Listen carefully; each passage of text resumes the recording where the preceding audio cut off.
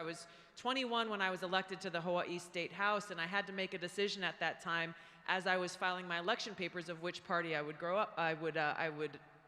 join. I'm the fourth of 5 kids, grew up, parents homeschooled us.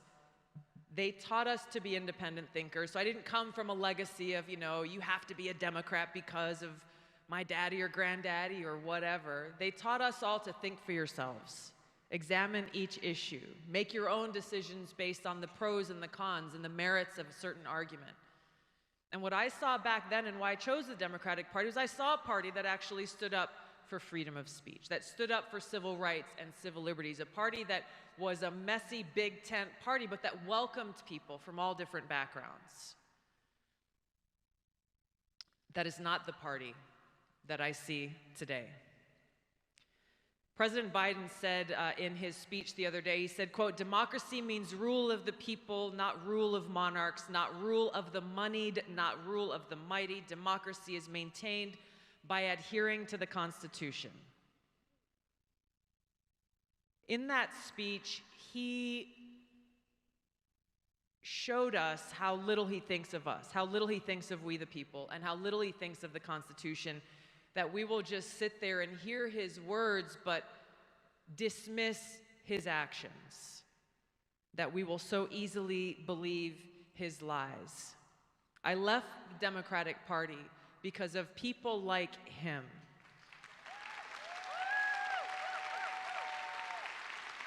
I left the Democratic Party because it is an elite cabal of warmongers who are driven by cowardly wokeness and this insatiable greed for power that blinds them to the consequences of their actions, how they are harming the people of this country and our democracy.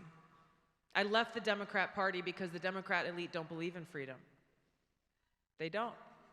They may say they do, as President Biden did the other day, but as we should with every elected official, don't tell me, show me.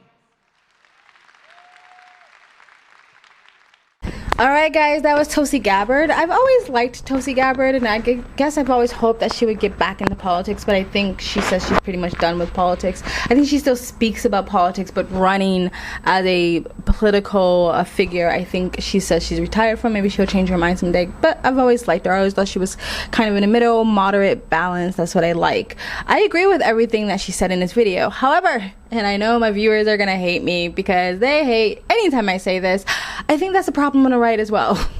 Tom McDonald had a really good quote, and I'm gonna see if I can find it right now. So Tom McDonald tweeted out a couple of days ago, "It's fine to like some politicians more than others," which is true, that's fine, but it's absolutely crucial to remember they're all full of shit. I think that is crucial to remember. I think there's some politicians better than others. I think some politicians are corrupt, more or less corrupt than others. I think most, if not all, career politicians are full of shit and corrupt.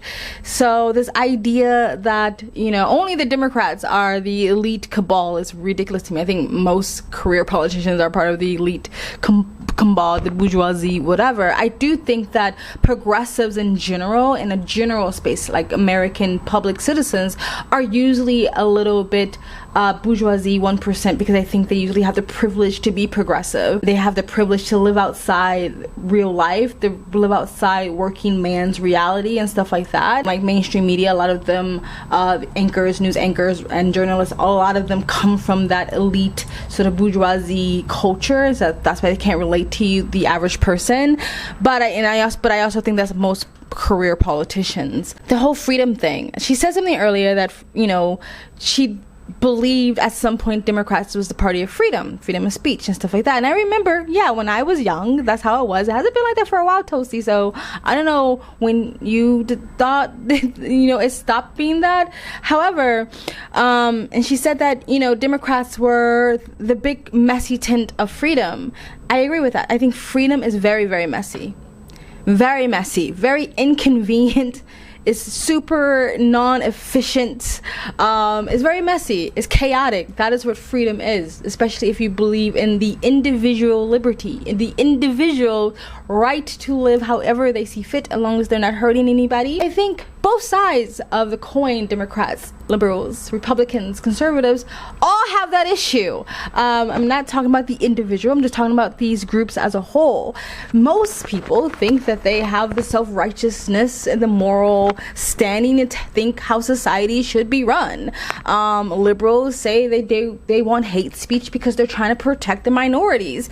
And then conservatives want to outlaw porn because they think is bad for society. They want to take a grown person's individual right to be able to enjoy porn or even sex work or even drugs. So I think both sides, if they had the power, would want to take an individual's freedoms away because they think is better for society, right? And I'm not saying there's not a problem with porn. I think the problem with porn is way too free and is way too accessible to the youth.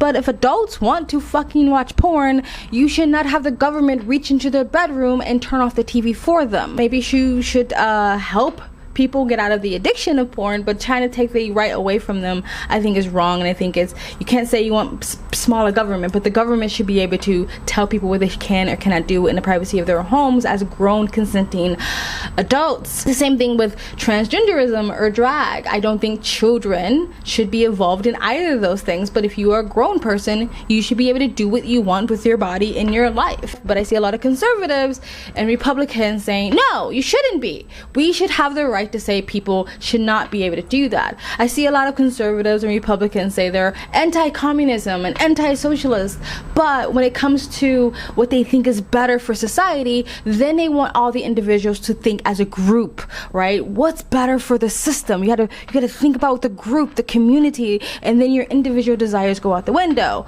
right? So I think both sides of the coin can think this way. I think what we're seeing now is that Democrats and liberals and progressives have more power and they have more influence and they have more say. They own the media, they own Hollywood, they own the entertainment industry, they own music, they own literature, they own everything, so they have more influence. Now, some conservatives and Republicans may say, like, no, we just feel like society, the country, the culture is going in a way that is destroying what America stands for or whatever, and we just want to have some say and we just want to have some control or how we steer society because it's better for the country. I totally understand that. I understand why people would want to have some influence of the future of their country, where it's going, for the future of the children, where society is going, where society is heading. Everybody wants to feel like they have some say or some sort of control, like no one likes change, especially if they think it's going off the deep end. I get why people want that. And then some conservatives, Republicans may say, like, we don't necessarily want to involve the government or take your rights away, which again, I've seen conservatives say they want the government to make certain things illegal, taking individual choices away from people. But some might just say, like, we just want to bring back shame and like condemnation, public shame, to sort of steer people's decisions in a way we think is better for the country and society. But I will still say that's the same thing as socialism and communism.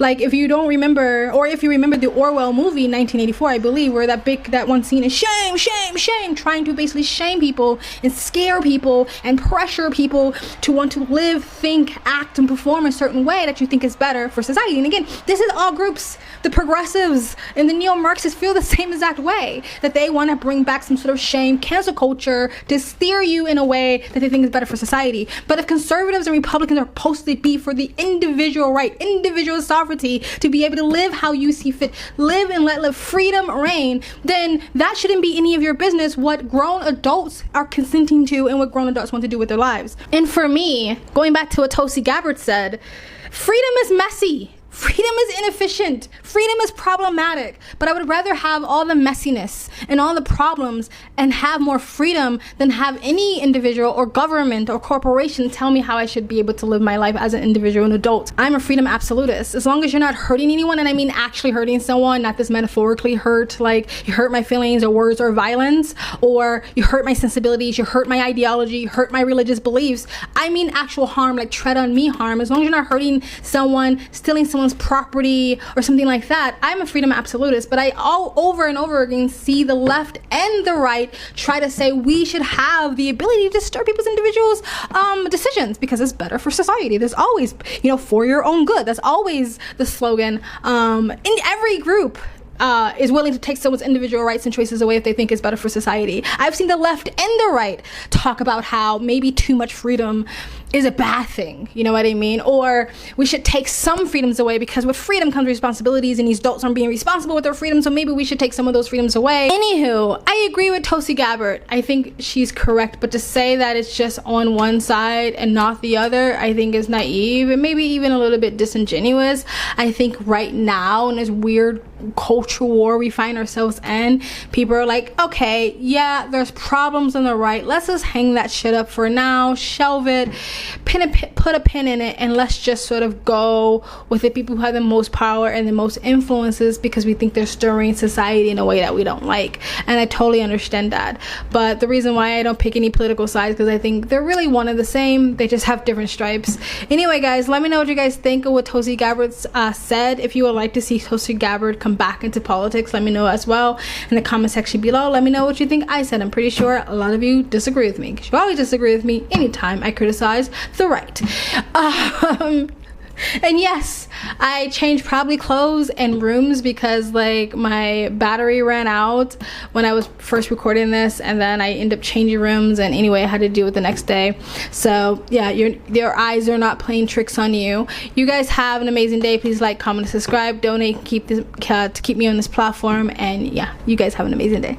Bye. I was 21 when I was elected to the Hawaii State House, and I had to make a decision at that time as I was filing my election papers of which party I would